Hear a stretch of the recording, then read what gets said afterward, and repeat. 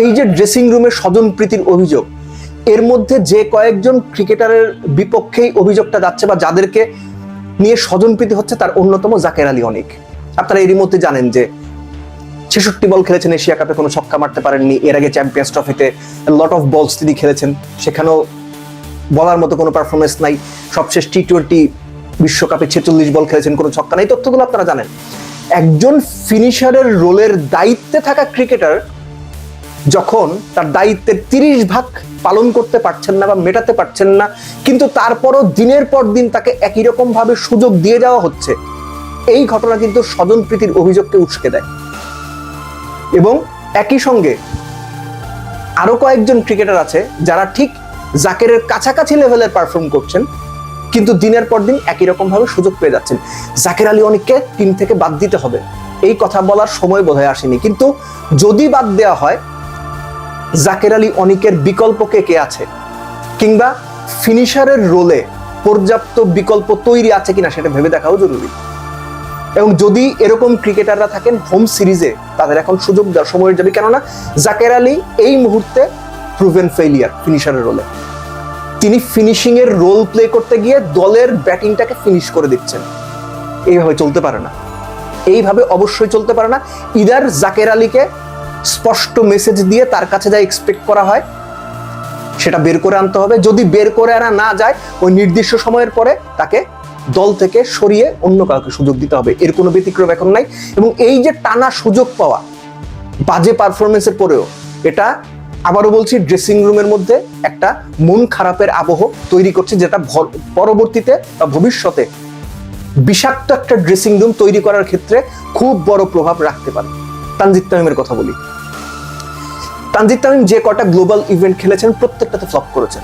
2023 বিশ্বকাপের আগে হুট করে সুযোগ পাওয়া, 9 ম্যাচে 145-46 রান করা, 150 করতে না পারা অ্যাকসেপ্টেবল, ঠিক আছে। ইয়াং প্লেয়ার বিশ্বকাপের মতো ইভেন্টে গিয়েছে, পারেননি। সেই প্লেয়ার টি-20 বিশ্বকাপে 7 ম্যাচে করলেন 76 ওপেনার।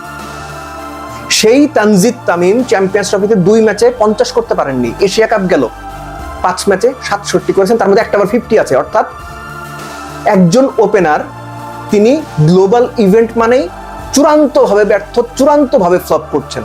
ভালো বা পেস বোলিং লাইনআপের এগেইনস্টে, ভালো পেস বোলিং লাইনআপের এগেইনস্টে রীতিমতো স্ট্রাগল করছেন। উইকেটে দাঁড়িয়ে মনে হচ্ছে যে একজন আনারি ব্যাটসম্যান দাঁড়িয়ে রয়েছেন, বেশিরভাগ সময় এটা মনে হচ্ছে। এটা কেন হবে?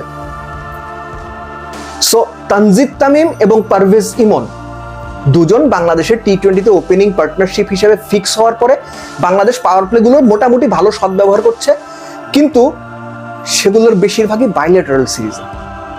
আপনি যদি গ্লোবাল ইভেন্টগুলোর দিকে তাকান, সেখানে কাজ হচ্ছে না। সো পারভেজ ইমনও তানজিদ তামিমের মতোই একই রকম ভাবে অধারাবাহিক, এবং একটু বেশি অধারাবাহিক পারভেজ হোসেন ইমন। এখন কথা হচ্ছে, তাদের বিকল্প কি বাংলাদেশ ক্রিকেট সিস্টেমে তৈরি আছে? হুট করেই একজনকে আপনি ইন্টারন্যাশনাল লেভেলে এনে খেলিয়ে দেবেন, সেরকম তৈরি হওয়া প্লেয়ার বাংলাদেশে আছে? জাকের আলীকে রেডি প্রোডাক্ট বলা হয়েছিল, অনেক কোচরা বলেছিলেন তিনি রেডি প্রোডাক্ট।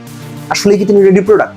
এরকম রেডি প্রোডাক্ট মনে করে যদি তানজিদ তামিম বা ইমনের জায়গাও কাউকে আনা হয়, সেটা কি আসলেই খুব কাজে লাগবে? সো যেটা আইডিয়াল সলিউশন হতে পারে, যে সম্ভাব্য বিকল্প যারা আছেন তাদেরকে হোম সিরিজ যেগুলো হবে আগামীতে, সেখানে সুযোগ দিয়ে বাজিয়ে দেখা। পারভেজ ইমন, তানজিদ তামিম, তারা তো এনাফ সুযোগ পেয়েছেন। নিজেদেরকে প্রুফ করার ক্ষেত্রে কতটুকু প্রুফ করেছেন সেটার বিবেচনার ভার আমি আপনাদের উপরে ছেড়ে দিলাম। সো সময় হয়েছে তাদেরকে ছুঁড়ে না ফেললেও তাদের জায়গায় ভবিষ্যৎ যারা বিকল্প আছেন তাদেরকে একটু একটু করে সুযোগ দেওয়া, সুযোগ দিয়ে বাজিয়ে দেখা। নইলে এখন যে পরিস্থিতিটা তৈরি হয়েছে বাংলাদেশ ক্রিকেট টিমকে কেন্দ্র করে, সেটা বাংলাদেশ টিমকে শুধুমাত্র অধঃপতনের দিকেই নিয়ে যাবে। লাস্টলি, শেখ মাহিদিকে পাকিস্তানের বিপক্ষে ওপরে পাঠিয়ে দেওয়া হলো। শেখ মাহিদিকে ওইখানে খেলার প্লেয়ার, তার টেকনিক স্কিল কি ওই লেভেলে আছে? ঘরোয়া ক্রিকেটে ওই জায়গাগুলোতে তিনি কি ওরকম পারফরমেন্স করেছেন? কিন্তু তারপরেও তাকে ওই রোল কেন দেওয়া হয়? এখানেও ঘুরে ফিরে সেই স্বজনপ্রীতির অভিযোগ আসে, যেটা আমি একদম শুরুতে বলছিলাম, যে কয়েকজন ক্রিকেটার এবং পার্টিকুলার কোচ নিয়েই স্বজনপ্রীতির অভিযোগগুলো তৈরি হয়েছে। যে বিশেষ কোচেরা তাদের পছন্দের ক্রিকেটার, তাদের কোরামের ক্রিকেটার, এই কারণে ব্যাট হাতে বাজে পারফরমেন্সের পরেও নিয়মিত তাদের সুযোগ দিয়ে যাচ্ছেন, এবং এই লিস্টে তাওহিদ হৃদয়ের নামটাও এসে যায়। আপনি চিন্তা করে দেখেন, শ্রীলঙ্কার বিপক্ষে ওই ইনিংসটা যদি না খেলতেন তাওহিদ হৃদয়, তাহলে কি হতো? এখন কথা হচ্ছে, কতদিন পর পর, 8-10 ম্যাচ পর পর এরকম একটা ভালো ইনিংস খেলে, একটা যথেষ্ট ভালো ইনিংস খেলার পরে ওই প্লেয়ারকে আবারও যদি আপনি টানা 10 ম্যাচের মধ্যে কোনো পারফর্ম না করতে দেখেন, 8 ম্যাচে কোনো পারফর্ম করতে না দেখেন, এভাবে তাদের কত দিন টানবেন?